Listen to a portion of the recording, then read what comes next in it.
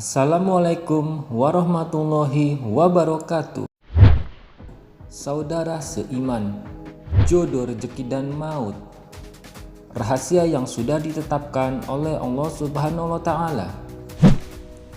Sebelum kita dilahirkan di dunia, setiap manusia diciptakan berpasang-pasangan, meski dirahasiakan oleh Allah Subhanahu wa Ta'ala. Telah diberikan tanda-tanda sebagai petunjuk jodoh seseorang. Hal tersebut sebagaimana telah dijelaskan di dalam Al-Quran. Lantas, bagaimana membaca tanda-tanda jodoh menurut Al-Quran? Silakan tonton video ini hingga selesai agar menambah pengetahuan. Tapi sebelum lanjut, jangan lupa klik subscribe, like, dan lonceng notifikasi untuk mendukung channel ini agar terus menyiarkan syiar Islam.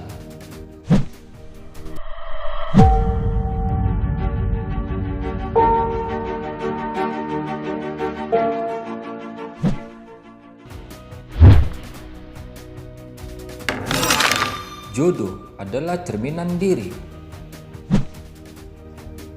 Jodoh telah dituliskan juga di Lauh Mahfuz yang telah ditetapkan oleh Allah Subhanahu wa Ta'ala.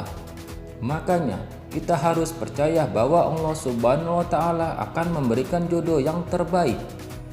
Di dalam Islam, jodoh adalah cerminan diri kita. Hal ini sebagaimana firman Allah Subhanahu wa Ta'ala telah ditetapkan di dalam Al-Quran. Wanita-wanita yang keji adalah untuk lelaki-lelaki yang keji, dan lelaki-lelaki yang keji adalah untuk wanita-wanita yang keji pula. Dan wanita-wanita yang baik adalah untuk laki-laki yang baik, dan laki-laki yang baik adalah untuk wanita-wanita yang baik pula. Mereka yang dituduh itu bersih dari apa yang dituduhkan mereka. Yang menduduh itu bagi mereka ampunan dan rezeki yang mulia, surga. Al-Quran An-Nur 26. Maksud jodoh adalah cerminan diri, bukan saja dari sifat atau keimanannya.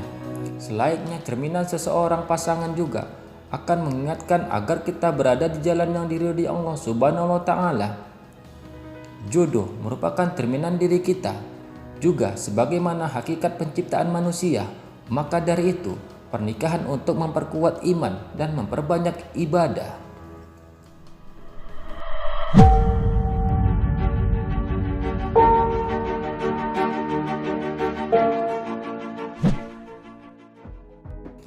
Memiliki sifat yang sama, memiliki kecenderungan yang sama, membuat dua insan punya sifat dan selera yang hampir sama. Misalnya, memiliki selera makan yang sama, bacaan yang sama, dan lain sebagainya. Hal tersebutlah yang membuat kebanyakan pasangan ke jenjang pelaminan. Nah, ternyata memiliki sifat yang sama ternyata adalah jodoh. Hal ini dicantumkan di dalam Al-Quran. Jika kamu tidak menemui seorang pun di dalamnya, maka janganlah kamu masuk sebelum kamu mendapat izin. Dan jika dikatakan kepadamu kembali sajalah, maka hendaklah kamu kembali. Itu bersih bagimu dan Allah Maha mengetahui apa yang kamu kerjakan. Al-Quran An-Nur 28. Memiliki sifat yang sama bukan hanya saja selera makan yang sama saja, tapi juga tingkatkan keimanan yang sama. Bisa jadi itu adalah jodoh yang diberikan Allah Subhanahu wa Ta'ala.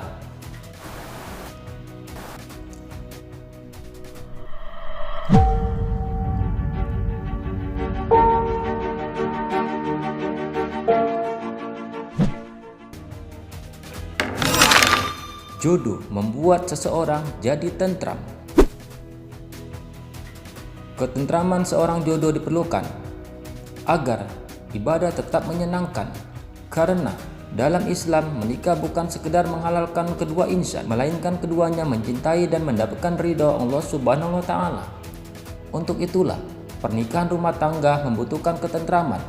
Allah Subhanahu wa Ta'ala berfirman, dan di antara tanda-tanda kuasanya ialah Dia ciptakan untukmu istri-istri dari jenismu sendiri, supaya kamu cenderung dan merasa tentram kepadanya, dan dijadikannya di antaramu rasa kasih sayang. Sesungguhnya pada yang demikian itu benar-benar terdapat tanda-tanda bagi kaum yang berpikir. Al-Quran Ar-Rum 21.